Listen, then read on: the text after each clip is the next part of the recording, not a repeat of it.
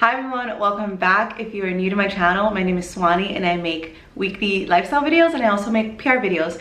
Today we're going to talk about everything that you need to know as a PR girl boss. Number one, if you're working in a specific industry, tune into that industry and get to know everything that is happening in that industry, whether that be travel, beauty, whatever it is. And tuning into your industry means signing up for any newsletter that has to deal with, let's say it's beauty news, the beauty industry, what's happening with beauty, what are the competitors doing, following the competition on Instagram, on social media, on understanding what they're doing and understanding what you can do to be an innovator and to be better. It also means signing up for Google alerts for the brand that you're following or for the own brand that you represent, just to know where you stand in comparison to your competition. Another thing that's helpful is if you go on Apple News or if you go on and look at the news on your phone and you use the app, try to put your news, your beauty news or your travel, whatever industry it is that you're covering, put that on top so that you always get that news first, just so you're always aware, you're always in the know, and you always know what is happening in your industry. So you want to try to be as informed as possible in whatever industry you work in. My second tip, and this is going to be really important throughout your career, and it has been throughout mine and it's going to continue to be, and that is always help people that need help or that ask you for help as much as you can. Try, if you have the time, try to help them. If you don't, lead them to another resource. I feel like in PR, a lot of people can be cliquey or catty or whatever it is, but as a person you should always try to help other people, and especially in PR you want to try to help the people that are coming up or the people that are just starting their career, give them advice or whatever it is. Normally it's not going to take up too much of your time and it could be of such incredible value for that person that you took 5 minutes of your day to reply to their email, or 5 minutes to answer a question, or to complete a survey for their school or whatever it is. Like, that's going to be super helpful, so you always want to try to do that. And you never know who's going to be the next journalist at Forbes or who's going to be at the New York Times. And once you begin that relationship with somebody who's just starting out in their career, like later on along the line, you never know where they're going to be or where you're going to be. Maybe you're going to need help later on, so you just never know. So I think that helping people, not even expecting something in return, but just to put that energy out there and try to give people as much value as you can, or try to, if somebody reaches out to you and you have an answer for something, like give them that answer, because you just never know what a person is going through or how long they've been waiting for that answer. The most important habit of a PR girl boss is to be nice and help out as much as possible. Don't think that just because you're like in a really good position that you are all set and life is never going to throw curveballs at you, because that's just not how it happens. And also, if you can, just give whatever knowledge that you have that can really help somebody. Okay, number three. Foster relationships with writers, with influencers, with everybody. And fostering relationships means don't only reach out to them when you need something, when you need them to cover your product, or when you need them to go to an event. Writers, journalists, writers, influencers, everybody's a person, and nobody likes to only be contacted when you need something from them. And show genuine interest in what they're doing, especially if you are actually genuinely interested in what they're doing. When you reach out to them, and if you do need some work related thing, maybe try to comment on something that they've done in the past, or like, hey, I really liked your article about body image. Hey, I really love the direction that you're taking your Instagram and the tips that you're giving. This tip has really helped me do this. So I think it's important to have those relationships with writers and journalists and influencers, where it's not just, hey, I need you to cover my client, but it's, hey, you know, that you're doing such a great job doing this. Especially if you work in PR, because you need these relationships and because a lot of your job is building and developing and fostering relationships with people, you want to try to do that as casually as you can. Like, yes, it's a business, but some things are not so much business oriented, like they're just sort of person to person, and that is how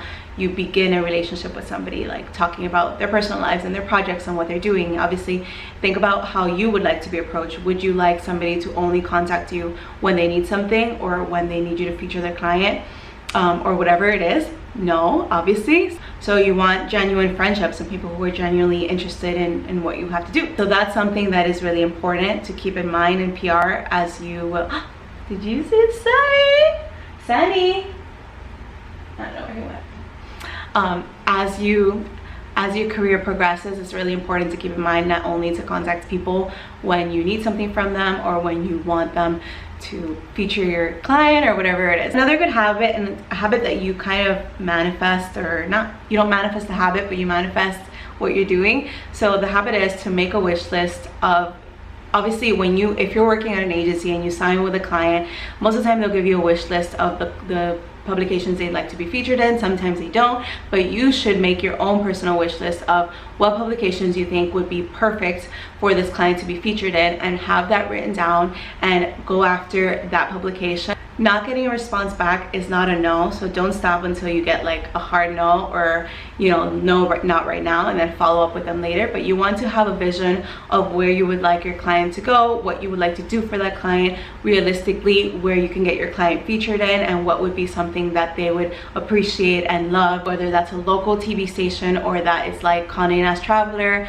or Vogue or whatever it is. You want to try to have and set those goals for yourself, because that's going to help you sort of keep a target goal in mind while you work on the smaller things. What I normally do is I write them down on a post-it, but you can get creative and you can have, I used to have binders for every client that had like everything they did, all the business plans, like images, just like inspiration. And then in that binder you can also have like your wish list, where you can make like a little collage of maybe like titles of magazines that you'd like to get them in, or logos or whatever, and that just really helps you sort of manifest that and put like that energy into getting your client into these publications. So I think that's also something that's really helpful for you to do throughout your career. And with that, I also want to say, like, just keep in mind what other people are doing. Like, for example, I love Negin Mirsalehi's brand Gisou.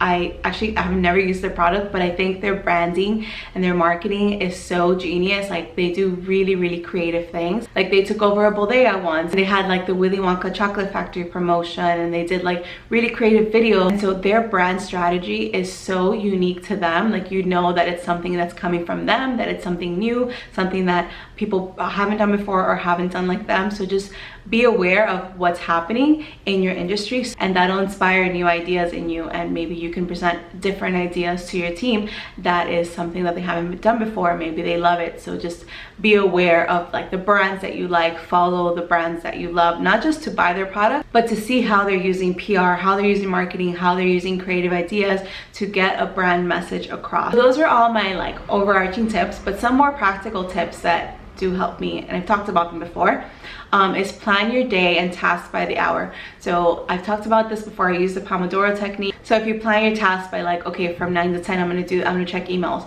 from 10 to 11 I'm gonna write this press release, from 11 to 12 I'm gonna pitch.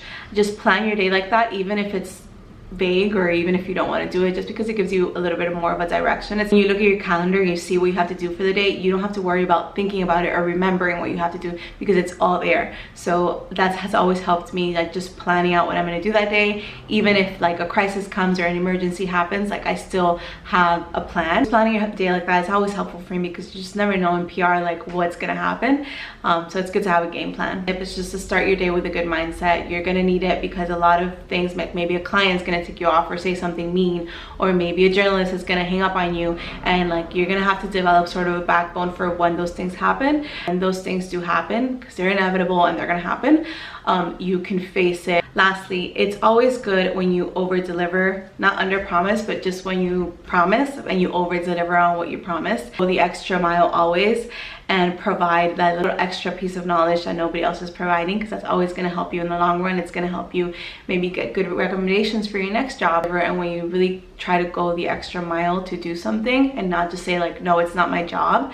That's actually a pet peeve of mine, when people are like, that's not my job, or when I ask somebody for something and they're like, oh well, I'm not supposed to be doing this. Like, you can minimize that as much as you can. Like, if you have more of a team mindset, more of like, this is a company I work for, they need to look good because I work for them, or I need to represent them in a good way, where it's like I'm not blaming other people for the work that they didn't do that they should have done. It's somebody else's fault. It's always going to come out later. Your work will speak for itself. Thank you so much for watching. I'll be posting videos every day this week.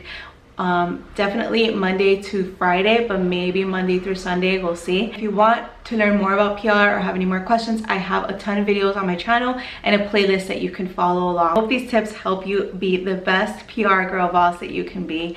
Thank you so much for watching. I will see you back here tomorrow.